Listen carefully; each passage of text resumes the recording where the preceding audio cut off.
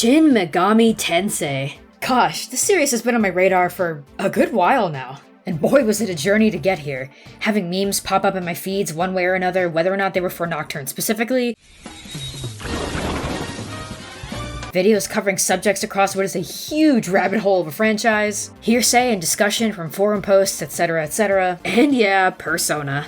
Ultimately, I don't know when, or if I would have even approached the series if not for its polarizing existence reaching my target age demographic self in 2019. Persona 5 and the SMT content that I was exposed to during that time were integral to the lead up in my perception of SMT, so let me walk you through my introduction to it all.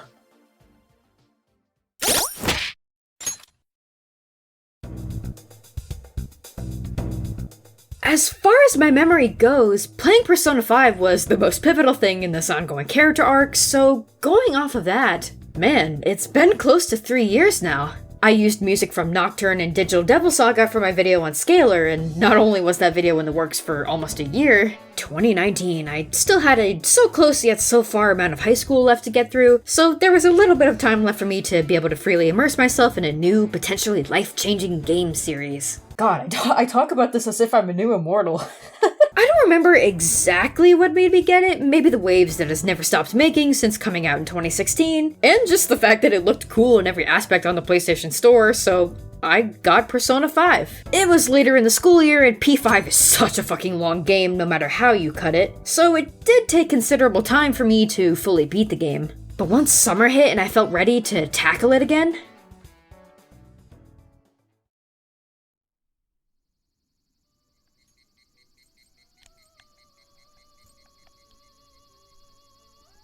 I binged so much Persona 5 in a single week, alternating between slump and shrimp posture on the couch, laptop at my side with the fusion calculator open on about a dozen different tabs, something like 16 hours a day, barely any breaks as my body was physically absorbed into the couch, my mind absorbed into the lives of these characters, the music, the gameplay, the visuals. Oh god, it's happening! I understand why this game has such an effect on people now! The ideal high school anime wish fulfillment! I'm becoming a Persona fan!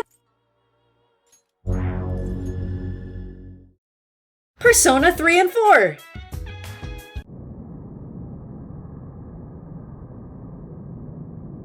The timeline gets pretty fuzzy for me here, but I would guess I was seeing things about SMT as I learned more and more about Persona in general during my P5 playthrough. That continued on for some months, compiling everything Persona and SMT related I got my hands on, and okay, at this point I need y'all to understand. My curiosity for the series burned for what felt like forever. I was craving SMT. How difficult is Nocturne, really? Who is the funny skeleton man? What the hell happens in Digital Devil Saga? Good god! What the fuck? This is where this meme came from? How many spin-off series of Megami Tensei are there? And holy fuck, how is the music across SMT so good?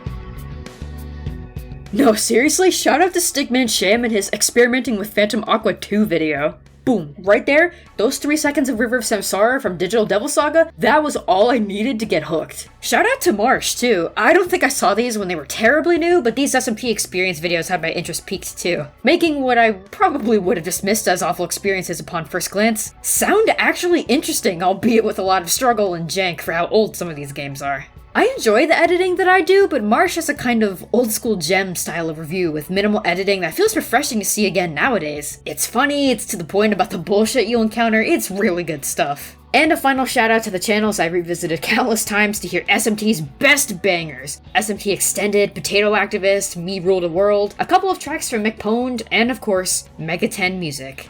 Oh, and shout out to Rock for confirming on almost every track I click that it is a verified SMT banger.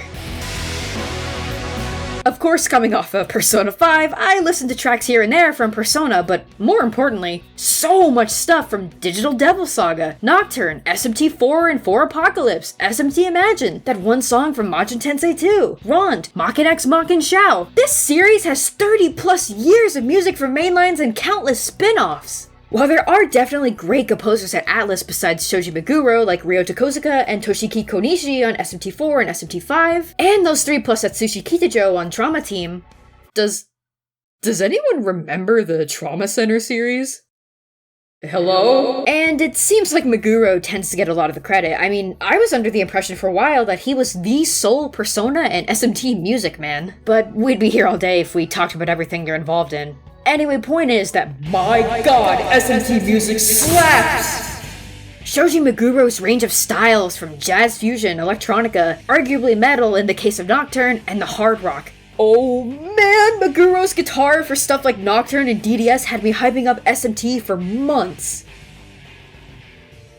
So this is the whole timeline up to a couple more major events I'll talk about in a minute, but the events so far, I was an outside observer that whole time, biding my time for when I felt ready for SMT, because if you're only hearing and seeing what gets memed to death, it's, more than a little daunting if you consider yourself a casual. I know this is an extremely banal and tiring thing to hear, whether it's referring to Nocturne specifically or gaming in general, and especially since I'm not the only one to make this comparison to Nocturne, but for real, there is good reason for people to make the comparison. I'll talk about why exactly this is the case in a minute, but... Come on, say the line, Rin! Nocturne truly is the Dark Souls of Persona. I've been interested in the Soul series for some time as well, for a lot of the same reasons I was interested in SMT and specifically Nocturne. And I was wary of actually playing the games for those same reasons. I know I shouldn't have thought about those games this way, but I figured it might actually be better to simply let them remain to me as tempting enigmas than to risk destroying a lot of their lore, because I cannot get good for the life of me. I am sorry. And then we got hit with this trailer out of nowhere on a Nintendo Direct. Holy shit! I don't know if they said anything about Nocturne HD before this, but I don't have to use PCSX2, thank god! I finally picked up Nocturne on Steam late last year, decided to play it because... well, I was having trouble with other things I wanted to make videos on. Man, here we are. Nocturne simultaneously had a lot of things I expected from it, and a lot of things I didn't expect. I've heard the Pokemon and SMT comparison, and I do get it, but it's oversimplifying things quite a bit. It's like saying Final Fantasy and, I don't know, Mario RPG are similar just because they both have turn-based combat and they're both JRPGs. Like, I guess I get what you mean, they both have a similar core mechanic or gameplay loop, but they are still very different games in their tone, themes, and the nitty-gritty of every other mechanic that makes them stand on their own. These two are definitely not the only monster-catching games either, but if craving more of the best that Pokemon has to offer is what gets you into SMT, then hell yeah, man! And let me tell you something, I am going to demystify Nocturne right here, right now. If you're looking for a better monster-catching game, or straight up a game that doesn't insult your intelligence, Nocturne might be what you're looking for. In my experience, at least, Nocturne is not as difficult a game as people make it out to be, but it is still a refreshingly challenging game that says fuck you entirely to other RPGs where your friends are your strength. Like Persona. Okay, let's go back to the Dark Soul comparison to lay down some of the core aspects about Nocturne. An incredibly influential, yet niche by design game series that is made even more unapproachable and niche by... what I would hope to just be a vocal minority of its fanbase.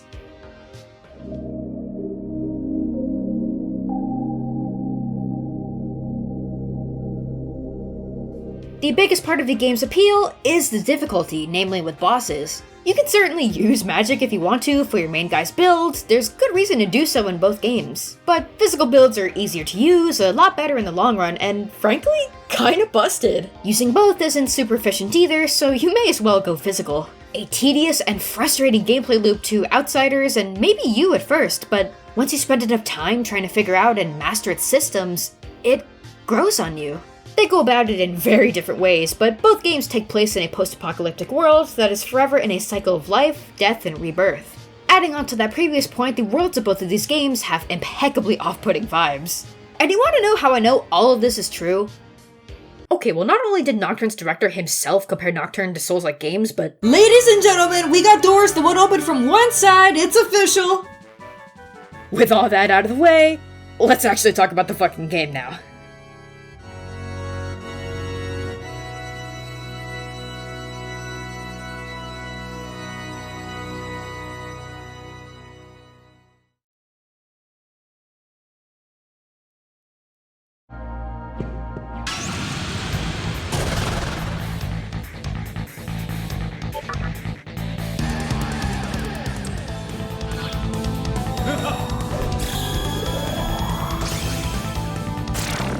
Thank you, Shin Megami Tensei Nocturne. Nocturne's combat was by far the most important thing about the game to me. When I think about which turn-based RPGs had the combat I enjoyed most, two games come to mind. Final Fantasy VII with its materia, and Octopath Traveler with its break and boost systems. Games with one central mechanic that is easy to grasp, but leaves a lot of room for customization, planning, and mastery. A mechanic so simple in design yet offers so much depth to revitalize a time-honored system. Bear with me here, this is two mechanics, but the press turn system introduced in Nocturne, and Demon Fusion offers all of that on top of bosses that will continually test your mastery of those systems.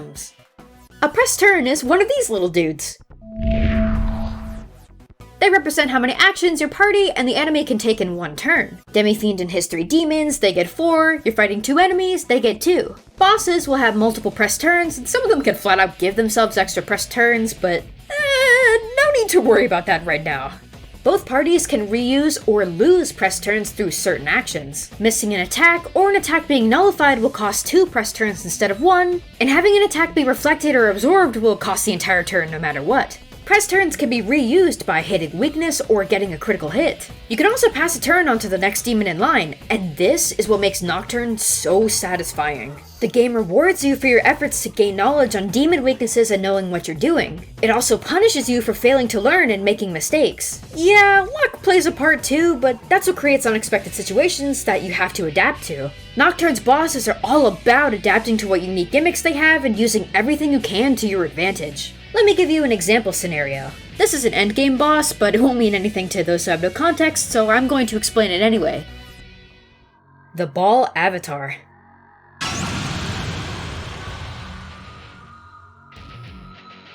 Ball Avatar has no weaknesses, can give herself extra press turns whenever she feels like it, has an AoE light attack with a chance to insta-kill, a light attack that can automatically reduce everyone's HP to half, and an almighty spell which can't be resisted in any way. And then there's Bale's Bane. Bale's Bane is the only attack in the whole game to turn whoever it hits into a fly. All their stats except agility are reduced to 1, they become weak to light attacks, and it is incurable. If she hits Demi-fiend with it, the battle may as well be lost. If Demi-fiend dies, it's game over and you have to load your last save. It's difficult to keep him alive in that state unless you've buffed up with Tsukukaja and you get lucky. She also summons 2 other demons at half health who can fully heal her, and they have all manner of buffs and debuffs. So, what the hell? What are you supposed to do? Here was my team. The man himself, Demi-fiend, who is purely a hard hitter and will be doing a lot of the damage or anything else that's needed if we get extra press turns. Demi-fiend is the only one that can use items or summon defeated demons back into battle. Demi-fiend himself is pretty good at getting crits too, since he has the might skill. Daisojo, who is... Okay, let's be real, Daisojo is fucking broken. The Nocturne memes do not lie. Buffs and debuffs are your best friends in this game. Daisojo will be debuffing Ball, buffing her own team, and using meditation to heal himself and drain MP for when the party needs a guaranteed full heal. Suiki, who has Fog Breath to hopefully make Ball's insta-kill attacks miss, and whatever else the other demons throw at us. Suiki can remove buffs on Ball if needed, and has 3 magic types at his disposal because good god, some of y'all know the fight before this one. And Lakshmi, who has Debilitate and Makakaja to help everyone that isn't Demi-fiend, and her own full heal spell if needed. But she's going to need as much MP as she can get in this fight to keep spamming her singular multi-hit attack, Prominence. Demi-fiend has been equipped with a mechanic I'll talk about in a bit, a Magatama that nullifies any and all curse damage. As it turns out, Bale's Bane is a curse type move, so that's one near insta-kill move out of the way. The light insta-kill is also nullified on Demi-fiend through a handy Google search that told me, oh hey, what timing? Turns out that a Magatama I have is close to giving me a null light skill through level up. So both insta-kill moves are no worries for Demi-fiend, and hardly a worry for the party members with how many buffs and debuffs we have. Everyone else also has AoE attacks to kill the other 2 demons as fast as possible. We can't reuse press turns from weaknesses in this fight, but we could certainly pass them. My Demi-fiend has a skill called Focus that raises the power of his next physical attack. Normally it takes up his whole turn, but if we have someone who has already served their purpose for the fight or doesn't deal as much damage as Demi-fiend, they can pass their turn on so that he can focus and get an attack off in the same turn. I'll admit, I don't always take into account demon weaknesses or resistances for boss fights. I usually just think about what element I need to be doing damage with and what Demi-fiend needs to be doing so that he doesn't die. But still, all of this is what makes Nocturne fun and rewarding. Level grinding is not the end-all be-all. You need to pay attention to what the boss does during the battle, and you need to have a plan to change up your party and what they're going to do in your rematch. What attack type is the boss using? Do I have a Magatama that can nullify an attack on Demi-fiend? Is there a Magatama with a level up ability that I could use? Are any of my demons weak to that attack? Can I get demons who nullify or resist that attack type? Do any of my demons have an advantage fighting during a new or full moon phase? Can I get a demon that buffs my own team or removes this boss's annoying buffs? Which demon should I pass their turn at this moment? It probably sounds like a lot, but I wasn't expecting to grasp any of this stuff. And my dumbass beat the game, so it worked out fine. Every decision I made ended up being the right one because I paid attention and knew that grinding purely for stats was not going to help me like in any other RPG. I promise bosses and enemies are not always out to get you with some insta-kill bullshit like Madoon or hitting someone with weakness every turn. You're only going to have major difficulty in battles if the results of your training are poor and you don't make the right moment-to-moment calls. Hell, the NPCs in this game are a hell of a lot more helpful than I thought they would ever be. They don't hold your hand, but they don't lie to you and are totally clear in what they tell you. Maybe a fiend is lurking, there's a heads up you should know about the dungeon you're in.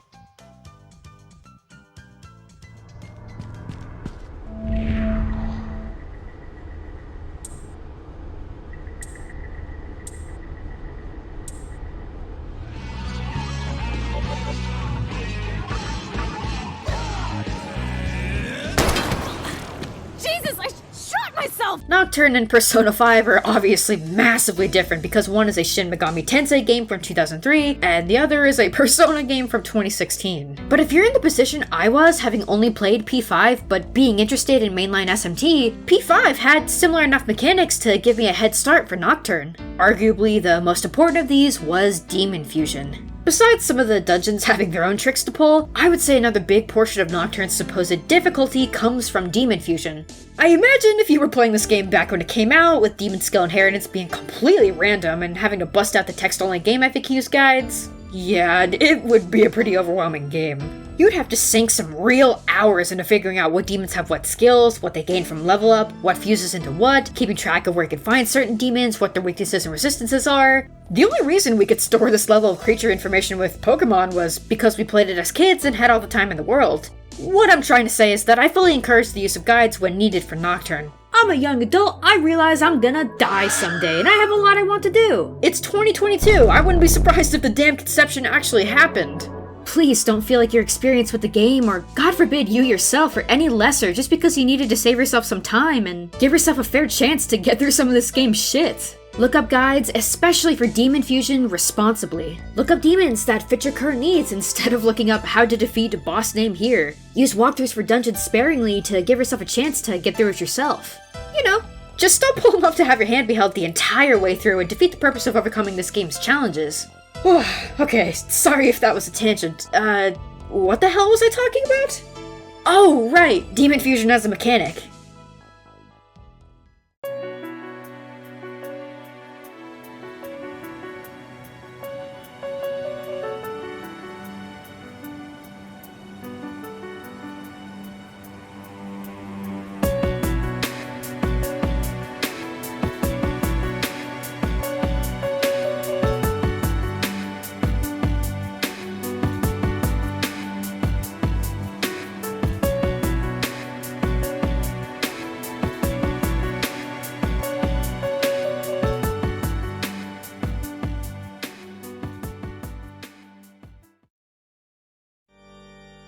Demon Fusion is the meat and potatoes of Megaten. It offers so much, and you'll be spending a lot of time getting to know it. It automatically gives replay value. Maybe you want to fill out the Demon Compendium and use new demons on your next playthrough. Major decision making. Do I want to wait for when I'm at a higher level to fuse this demon for potentially better skills through sacrifice, or do I want it now? Do I want a demon purely for fusion's sake, or am I willing to grind a few levels for a skill it can learn later? Do I want to save this demon for future fusions, or use it now and risk having to spend a large amount of Maka to summon it back later? You can get as deep into fusion as you like, making the most optimal demon builds by utilizing fusion accidents, special fusions, Mitama, or just going in like I did with whatever I had in my stock that seemed cool or powerful, and made fusions of what I needed for a boss from there. There is no need to get as optimal as possible with Demon Fusion if you're playing on normal mode, but it still requires a lot of thought. I'm sure things would be different now thanks to Nocturne, but I honestly don't think I ever thought as hard about fusion for the sake of a good team composition in Persona 5 as I did in Nocturne.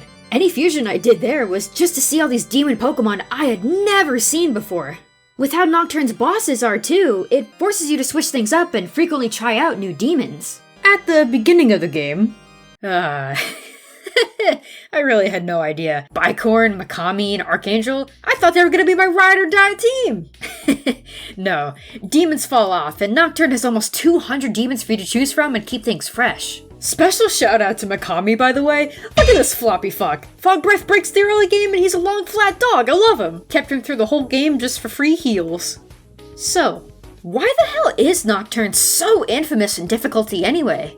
Well, I've kind of touched on it already, but my guess is that people who played it back in the day with lacking resources, and people coming in from Persona or no experience with Mega 10 at all who have no idea what to expect, completely blew it out of proportion. Memes of shit like Mott's Beast Eye, Matador, Thor, people collectively convince themselves that the whole game is like this when really, Mott's bullshit is a rare occurrence with no concrete proof of any of this triggering different behavior from him. Matador is a perfectly reasonable first boss to test whether or not you've gotten down everything you need to for the rest of the game. And this video of Thor in particular? Yeah, this comment is absolutely right. Of course, more often than not, you're gonna be presented with the absolute worst of a situation. That's just how a lot of things are. And then people spread the lie forever because they never play the game or bother to research it for themselves, and it's funny to let it stay like that. I am so sick of all the hearsay people spread with no sources. No, it's not always like that. Ugh, God, sorry, just had enough of seeing that during the scripting process.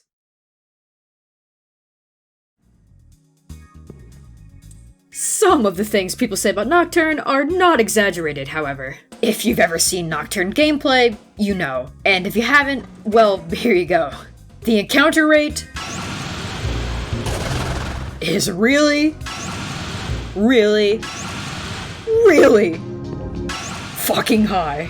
Like, this might be the worst I've seen in a game, period. Getting encounters after taking 2 steps is completely normal for Nocturne. There's an item and a skill to increase your encounter rate, and you would literally never want to use them. It kills the mood a lot of the time. You're in a particularly ambient dungeon or a hub area just trying to look around, and for fuck's sake, I was 1 step away from the door! You can get into encounters almost anywhere, and you know in hard mode they made the chance of escaping a battle close to 0? Hard mode is what Nocturne would be like if the memes were actually true. I mean, I guess it makes sense. The whole damn world has been destroyed, and almost every demon in existence is vying for Magatsuhi, but still, does not need to be that high. And it's funny, because while that shit can definitely get annoying, the fact that you can just auto-battle 90% of encounters in normal mode makes it not as annoying, but that also means regular encounters usually feel like a chore. You're better off saving your MP for harder encounters than the small fry demons that still think they have the balls to approach Demi-fiend.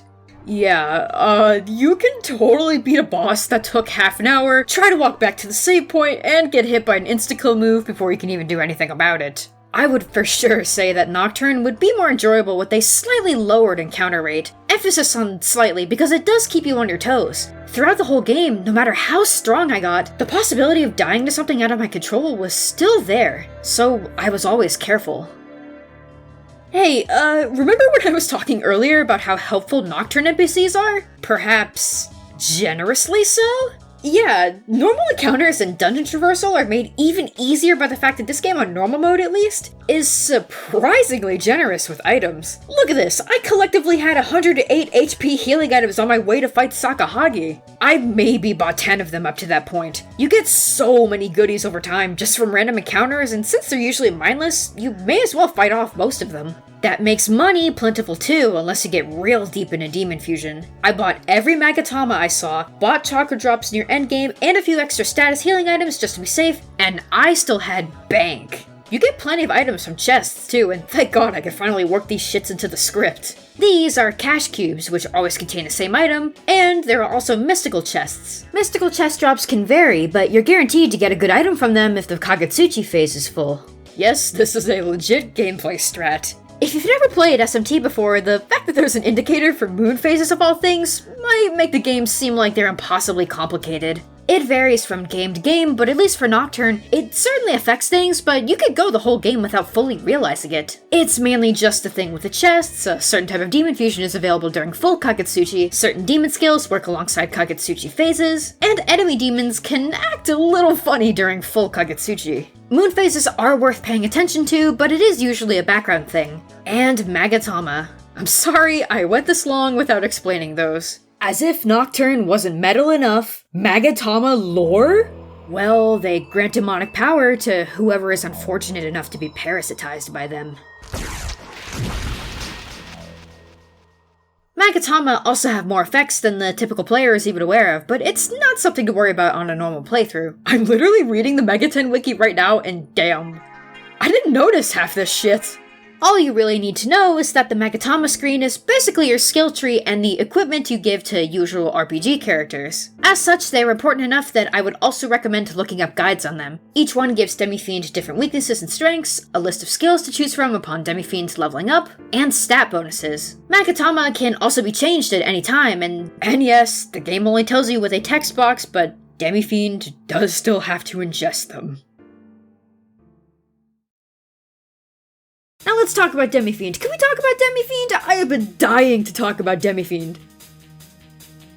Demi-fiend is one of the most badass RPG protagonists I have ever seen. He doesn't need any weapons. My man came out of the most hellish nightmare possible swinging. He was ready for revenge on whatever god took the world away, fucked him over personally for reasons he doesn't even know, driving near everyone left on the planet to their own power-fueled insanity. He punches everyone in the face, demons from every corner of mythology and power level, in sneakers and shorts. Oh, you think he cares? Fuck no! Y'all see his eyes? Those are the eyes of a man who has seen some shit but couldn't be any less bothered by it. Y'all, I'm sorry, I'm about to spoil a major secret of DDS, but I promise it'll take like 2 seconds. I highly recommend you skip ahead a couple of clicks.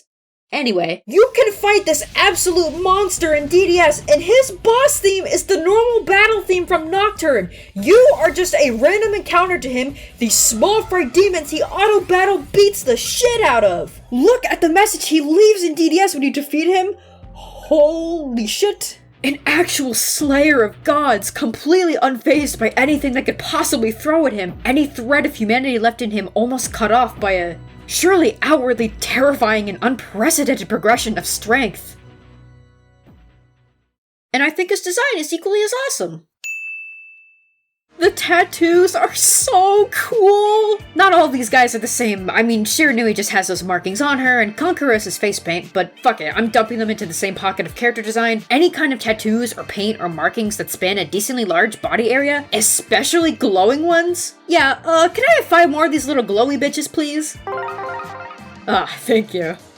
I owe my life to whoever made Pink Nahobino and Rainbow Demi-fiend. By the way, Demi-fiend has grey eyes even after the conception and some of Nocturne's original artwork, but he's since been drawn with yellow eyes, and I think it looks a lot cooler. There's a mod for that in the remaster, and you should get it. Special mention to Demi-fiend's blue eyelashes. I don't know if this was intentional or something accidental in his model that the devs figured wouldn't be visible with the PS2's low resolution, but this is such a random and unique detail. I love it, and I wish this was drawn in fan art more. And one more mention for the Nocturne 4 gag battle book. I shouldn't be surprised by this anymore, but there are actually at least a few Nocturne light novels, comics, that kind of thing. The very first one is of Demi's back tattoos being drawn by Nekomata to match dungeon layouts. They're pretty good.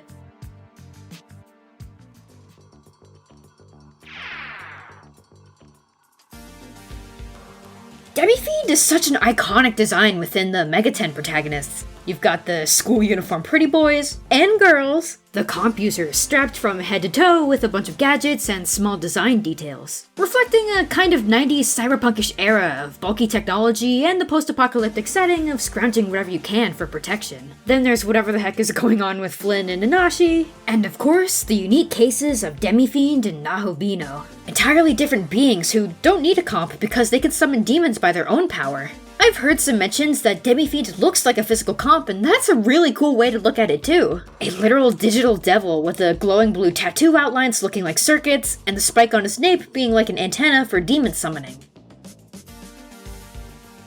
Others will say that Demi-fiend is just a tattooed dude in boxers, but that simplicity in his design is also a part of what makes it work. Kazuma Kaneko, often considered the classic exemplary face of Shin Megami Tensei character and demon design, was the one who designed Demi-fiend. I'll mention Kaneko's art in general cause this shit has vibes on its own, but we've gotten some real juicy interview bits from him about Demi-fiend. Because he is the character the player controls, I put more emphasis on embodying and reflecting his outlook on the world rather than developing his personality. For instance, the theme of SMT Nocturne is energy that can create a new world, so I had him dressed comfortably wearing just shorts, and at the same time made him stand out with the signs of being superhuman, his tattoos. From a design standpoint, I could have made him look like a monster, but I thought that was too common. Instead, I overlaid the image of a shaman with the main character's demon user side. Shamans around the world have one thing in common: tattoos. The tattoos over his body are more like stigmas than tattoos, and the channels and lymph vessels show that he is not a human. That is why they change colors when he is low on hit points. Also, the spike is a type of sensory organ representing a primitive brain being possessed by a magatama. It is through the evolution of this sensory organ that the player can talk to demons and use superpowers. There is a theory that a person's aura, when viewed from the side, protrudes backward like a shark fin. That was my inspiration for the spike.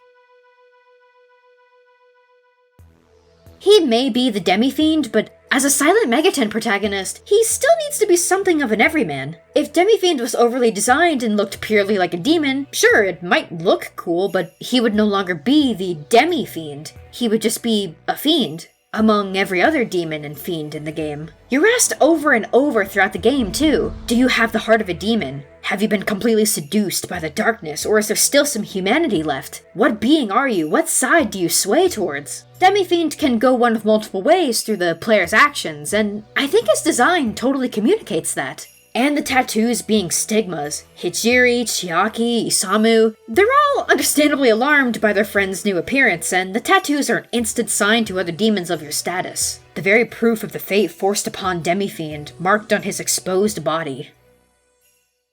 Can we also talk about his tattoos and Spike not just being for looks, though? If a design looks cool to me, hell yeah, love it, character designers did their job. But if parts of the design also serve a practical function or make some sort of sense for the world they're in, bonus fucking points, dude. It makes the character in question feel a lot more believable, like you could imagine them living like that. Which makes me wonder.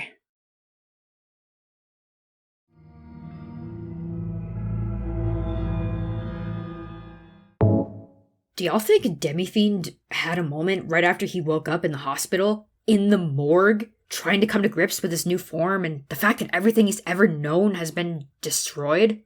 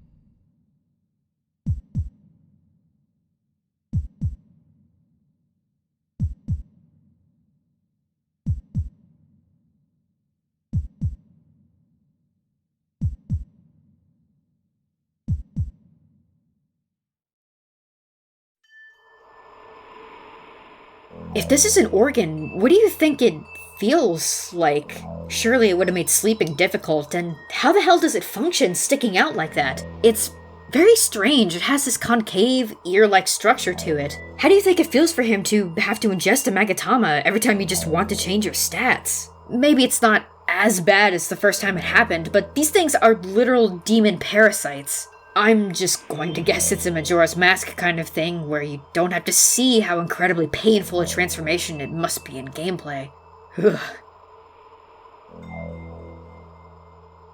Well, now that I'm thinking about the fanon and headcanons, you can't mention Demi-fiend without mentioning Pixie. I do like the fanon of Demi-fiend being specially attached to the pixie he meets at the beginning of the game. She's the first demon that's actually remotely nice to him. She's valuable to keep around since she's a healer, and the whole thing comes not just from the introduction cutscene. There's a door in the 5th Kalpa of the Amala Labyrinth that asks you which demon has been with you the longest. If you keep that particular pixie or her fusion result with you throughout the whole game and answer the door with her, she'll become a super pixie with namesake boosted stats. Pretty cool that there's an actual reward for that. Now, personally, I didn't see Demi-fiend like that. It seems to sort of be fanon as well that Demi-fiend likes and treats all of his demons well. Maybe he's even friends with them. I like that idea too, but yeah, the picture in my mind is him at face value. Demi-fiend doesn't talk to anyone ever. If he does communicate with his demons, then it's through body language that you could sorta maybe interpret as an ounce of camaraderie lying deep down, but you can never be sure. It's all unspoken loyalty to someone who watches their backs at the very least and proves their worth in every battle. If demons are gonna be packing together, then you may as well stay with this guy.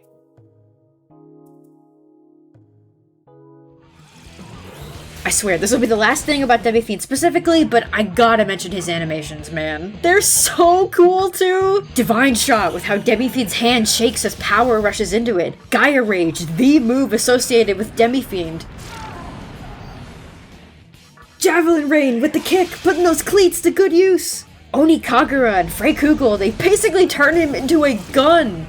And god, they all have to be fucking painful to use, not just because physical attacks drain HP, but the way Demi's body shakes as he does these attacks.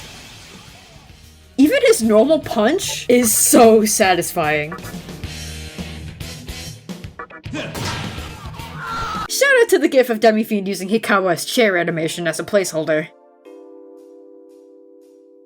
I don't think I know enough to say that Demi-fiend is a super striking design if we're talking all of gaming, but he still is a really different and iconic one nonetheless. He is the image of Nocturne, even if people don't know the game all that well.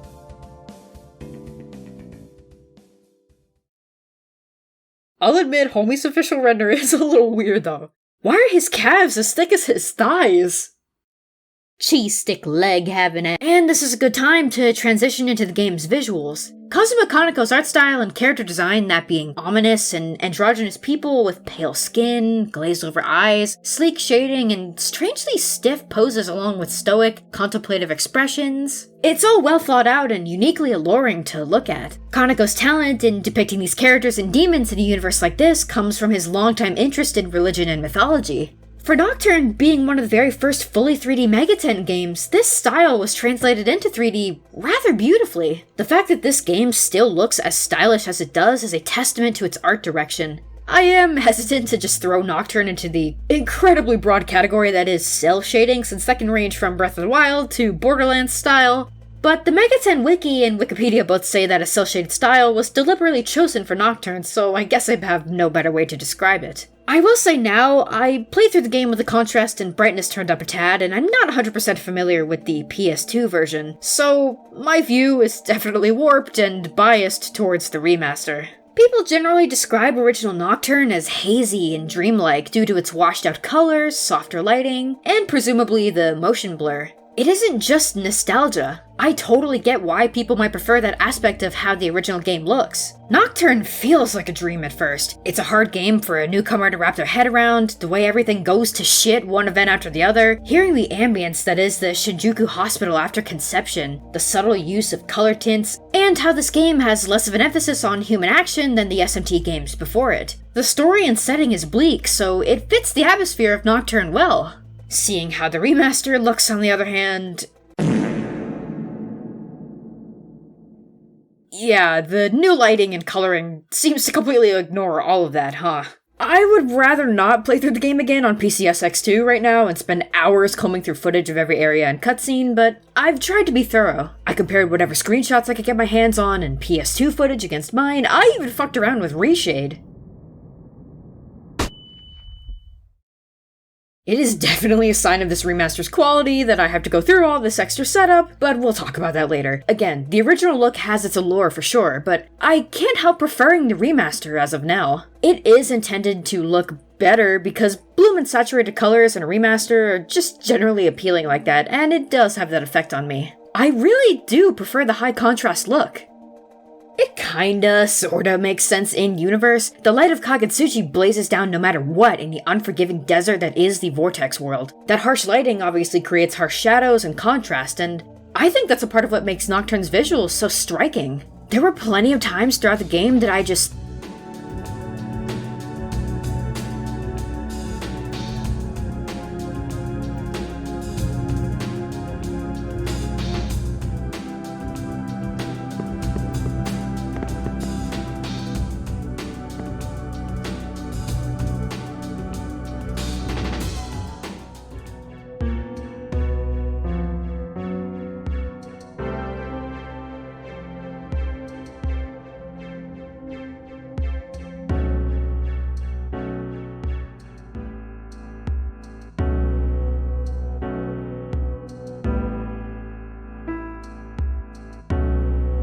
stopped to look at Demi-fiend or the environment I was in for a minute. Some specific examples would be the blue and red lights on Hikawa in this cutscene. I think this is pretty artsy, and seeing art that has super bright and opposing colors like this and shading or coloring is always very nice. Now this is exactly why I turned the contrast up. Could you imagine seeing him emerge from the darkness? God, I wish this and every other remaster automatically came with a photo mode. Nocturne has a few really good areas like this. If the game isn't playing a banger guitar song, then it's setting the mood. The sheer sense of loneliness since it's just you and demons fighting for survival.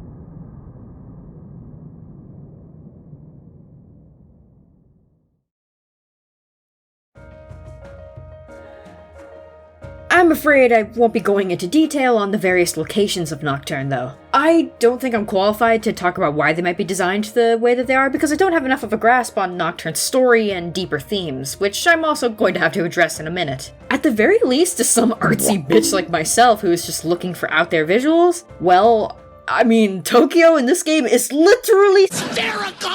And the various buildings that I can no better describe as reminding me of certain levels of El Shaddai certainly fit the bill. Heck, the actual dungeon design of Nocturne I didn't find to be difficult either. Teleportation puzzles, pitfalls, invisible walls, one-sided doors, most of that tedium doesn't come in till mid to end game. Teleport and pitfall points are even marked on your map, and from what little I know of how brutal the older Mega 10 games can be, I can't imagine Nocturne is nearly as bad with the memorization you need for some of those games. Granted, if I felt I was getting too frustrated, then I would pull up a walkthrough, but I tried to limit it as much as possible. And again, there were a lot of places where I just wanted to sit for a minute and look around. I wanted to see where every path went and to fill out my dungeon maps. It was cool to see all of the visuals that inexplicably make my brain go,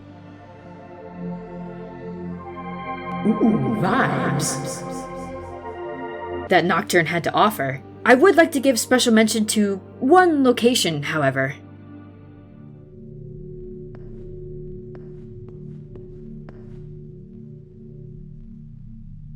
The Kabukicho prison is an oddity even within Nocturne. I found it to be the most confusing dungeon to traverse in the game, and the one that made me go, alright, I've earned it. If the game is going to take this long to make me this upset, then it's perfectly reasonable to occasionally pull out a walkthrough from now on. I think it was just one hole I didn't jump through to get to the one thing I was missing, but the rest of the time in this dungeon?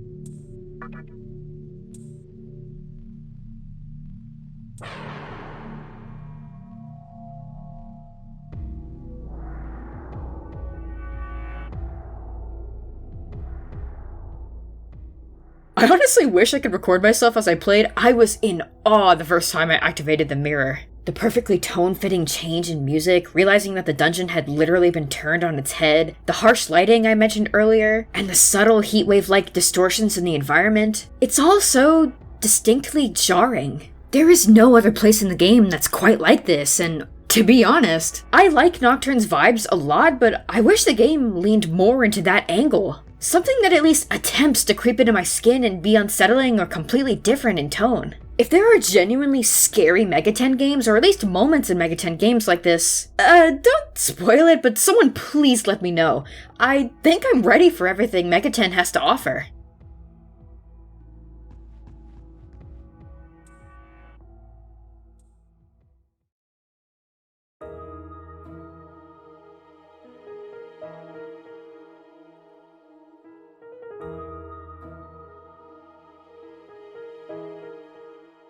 I should address Nocturne's story since I mentioned that a minute ago. Yeah, unfortunately I won't be covering Nocturne's story either. As much as I would like to go in depth with the story, I'm not the most qualified person to analyze it. I will say, for those who know, I've only gotten the Freedom ending. I did not look up anything to get a particular ending, I only saw up to the second Kalpa of Amala. Heck, I didn't even fight all of the fiends. Nor have I seen any other endings for Nocturne, and I have no intention of doing so until I feel up for another 200 plus gigabytes of game footage. And I've heard that the way Nocturne does things is different from any other SMT games, so I have no point of reference. And, I can't lie here either. Most of the story went over my dumbass head. It's not so much that it's difficult to understand for lore-related reasons, it's just that, well, the game begins with what most RPGs try to prevent from happening in the first place. While the story is told minimally, it's dark, philosophical, and morally gray with its handful of differing characters and goals. So naturally, the scope of the plot is huge, and I'm sure if I did go into it, this video would be far longer than I want it to be. Sorry y'all, the gameplay really won me over this time.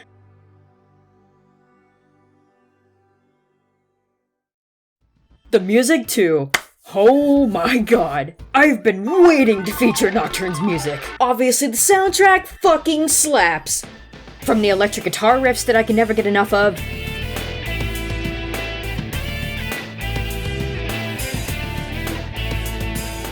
to the purely atmospheric tracks for the emptiest of subways, the most liminal of tunnels.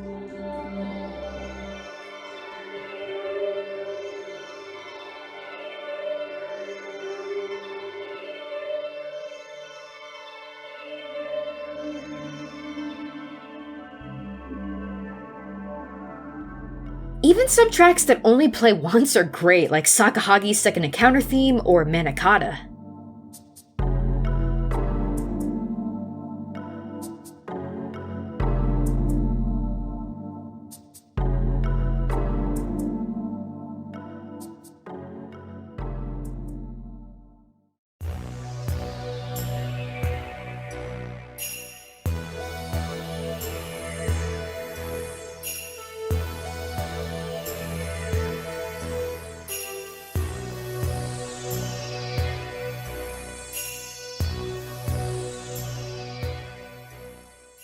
It's hard to narrow things down to just a few songs, but I've handpicked all of these for one reason or another. In no particular order of preference, first up, Large Map Real World.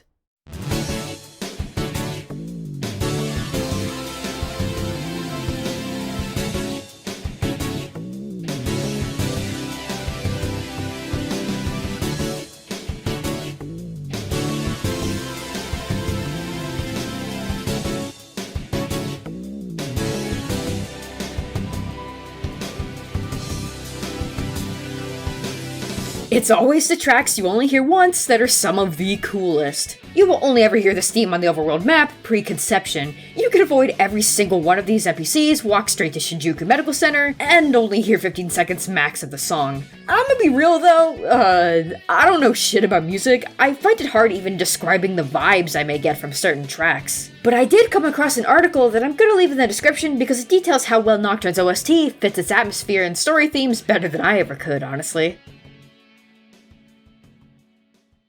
It's inevitable to mention tracks like the Fiend Battle theme, Title Loop 2, and Forced Battle, or Fierce Battle as most know it. If people know Nocturne for anything besides its difficulty, it's probably those tracks in particular. They do slap, but I think I want to give the spotlight to a song that isn't talked about nearly as often. Check out Mansion of Heresy Curse, or the title you're more likely to find on YouTube, Heretic Mansion Curse.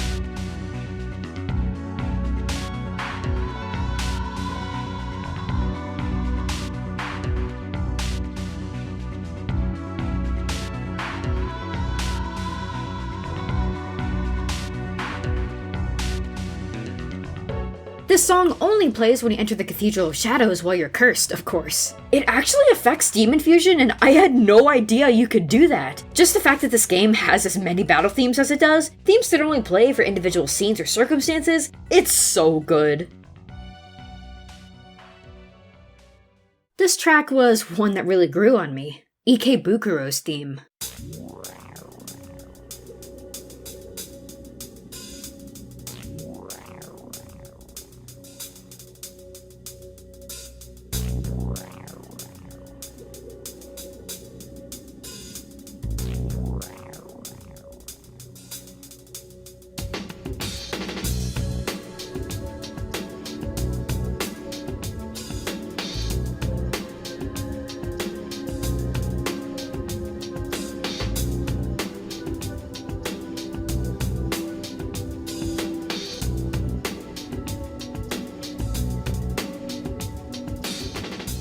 Ikebukuro is a hub area, and while its many not-so-hidden activities don't really make it feel like a cozy, safe place, the song does on its own. The drum track, the hum of the synth, the way some of the effects in the song sound distant, it's oddly reassuring and chill. I had it on loop plenty of times while I worked on this video. Not sure why now that I'm taking a good look at Ikebukuro's map, but I always went to Ginza if I needed hub facilities. I think I'll give Ikebukuro more of my time in-game next playthrough.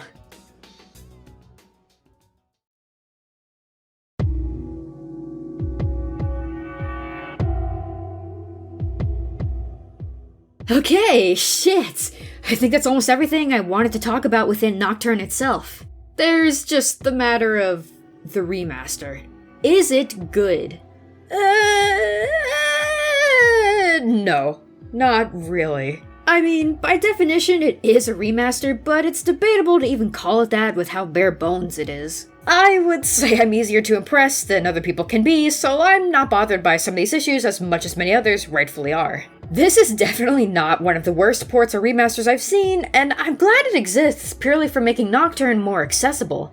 I'm in between thinking, yeah, this remaster is pretty bare bones, and even if it risks sending Atlas the message that they can keep releasing half-assed ports like this, we have to support it if we want to get ports of games like Digital Devil Saga. It is easily the definitive way to play Nocturne since you can mod it, Demon Skill Inheritance is now manual, and it's a lot easier than fucking around with PCSX2 and getting a physical copy of the game, but yeah, it has plenty of problems.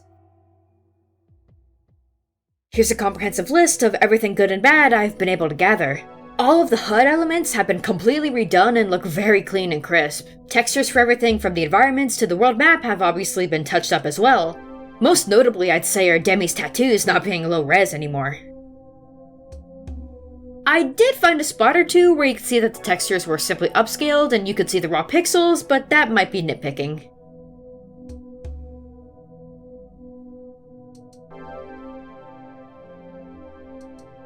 Lighting has been completely redone. I already talked about it as a whole, but there may be some things changed from the PS2 version that I'm not familiar with. I have heard that Yoyogi Park had a red tint to it that's no longer present in the remaster, but from footage I've seen, it seems like it retains the look and feel just fine. The all-new voice acting is a huge addition. Everyone is cast well, and it sounds good.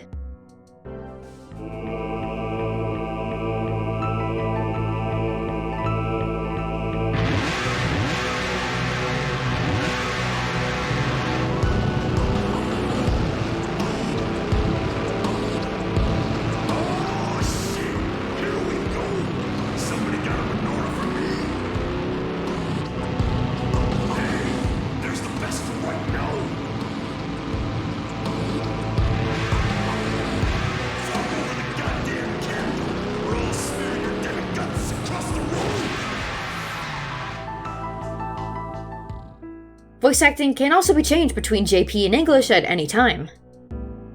Various demon voice clips have also been redone, whether that's for good or bad depending on how much nostalgia you have attached to certain voice clips. Are you ready? The new merciful difficulty designed to help those who want to experience the story. Okay, let me tell y'all right now, I've seen people saying that merciful mode was too easy.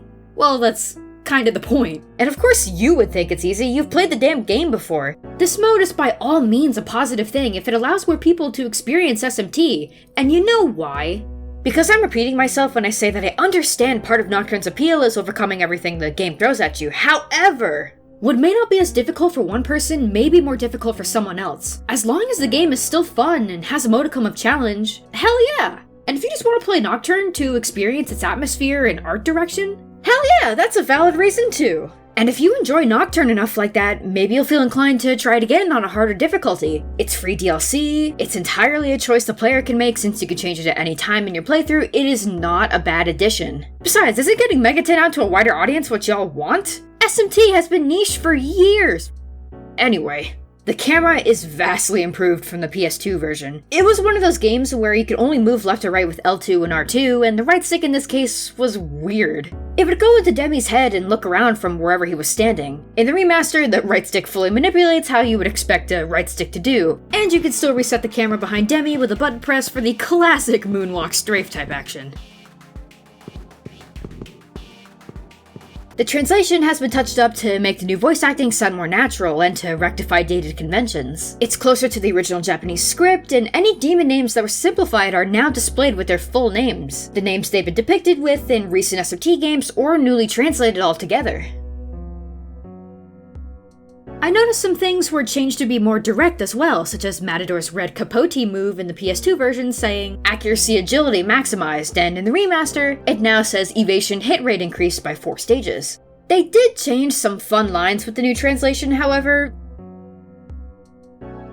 I only had one sort of performance issue playing the remaster on PC, and the PC version is the only version I'm going to acknowledge. In my experience at least, it performed super well, and I would figure this is an issue for almost everyone since it was the only issue I had. Using debuff skills on a big group of enemies would drop frames, or in rare cases even cause the game to pause and make my heart drop as I anticipated a crash. Didn't happen though!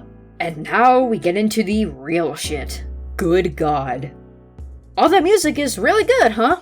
Too bad it's compressed. For those that don't know, all of Nocturne's audio is compressed, supposedly in an attempt to save space and keep Nocturne on one disc. I can't find a real source on it or why Atlus couldn't have fixed it in the remaster, but regardless, it is very much compressed.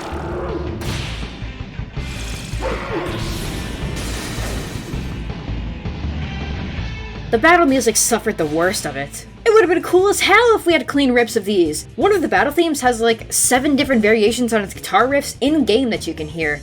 All compressed, not on the OST. There is a mod to fix this, but it can only do so much. Personally, I think the biggest slap in the face is the paid DLC to add extra music into the game, as if that's going to make the issue disappear. And as if that's not something that should be in the game already. I don't know about everybody else, but I would have preferred if at least some of the music was in high quality. I haven't seen anyone bring this up, but I had a Kushinada near endgame, right? I caught her battle animation playing sped up multiple times, and I have no idea what causes it. It doesn't always happen, and as far as I've seen, it's just demons of her type. Look, here's a video of it happening with an Ame no Uzume. Strange. And that glitch is likely an example of why Nocturne's remaster currently can't run any higher than 30 FPS. This doesn't bother me since the game was made to run like that. It likely has mechanics tied to frame rate. Okami's port is the same way, and it's the smoothest 30 FPS you'll ever see. It should really be expected for a remaster though. The remaster is also incapable of a higher resolution than 1080p in-game, but there is a way to bypass this thanks to a handy little guide I'll leave in the description. I would really recommend figuring out how to do this because this was one of the first things I noticed about the remaster.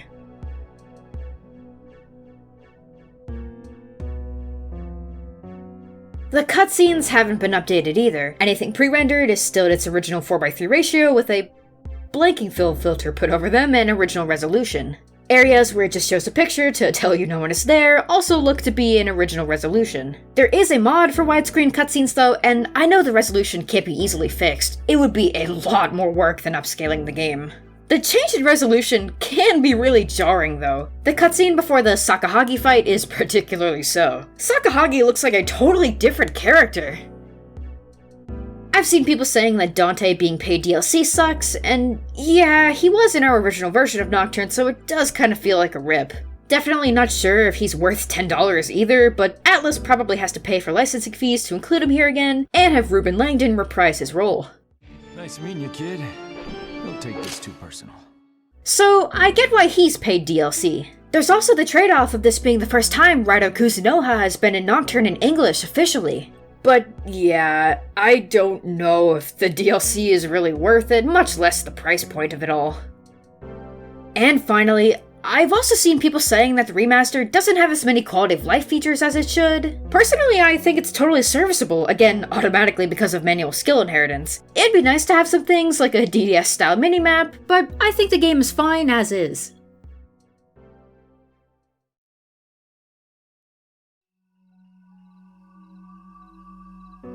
Although Nocturne's years of being memed continue to perpetuate its infamy, and the gatekeeping culture undeniably present in SFT's community, and how I would like to see more Nocturne discussions stemming from individual experiences, it is an intrinsic part of the Nocturne experience, not worth entirely throwing out if you could hypothetically do that. I didn't explain for nothing how they and Nocturne's status were a huge reason as to why I was interested in it in the first place. I'm not sure I would call Nocturne a cult classic anymore, but it is no doubt a classic that has every right to be hyped up as much as it is. I'm really glad I finally bit the bullet and played it. I am now on an SMT kick, and I can't recommend Nocturne enough if you're looking for something different, or have been putting it off like I did. Just maybe not at full price. Wait for it to go on sale. I will leave y'all with tips I think new players should know. Do not get rid of the first pixie you get. You can use her for fusion, just make sure you remember what the fusion result is and that you don't let it go. Heal at the fountain as often as you need to, and keep an eye on your party's MP. Like I said, Maka is never going to be a problem on normal mode unless you get real deep into demon fusion. Grab one of these guys either from the path to reach Gozu Tenno or the overworld, and keep it with you. Badab Katha. Trust me, there are multiple dungeons where you're gonna need their skill, Liftoma. Grab a Saruta Hiko from the Ikebukuro tunnel too. You're gonna need Lightoma. Do not let demons change a skill. It almost never gives you good results, and it's really inconvenient if you haven't saved in a while. If the game asks you if you want to let your Magatama continue acting violently, do it. It more often than not has a positive effect, and if it doesn't, then it's easy to take care of. Game FAQs, forums, this GitHub fusion calculator that I'll leave in the description for y'all, and the Megaten Wiki are gonna be your best resources. Admittedly, the wiki didn't answer every single question I had, but it's definitely serviceable. Don't worry about getting a specific ending or missing out on anything.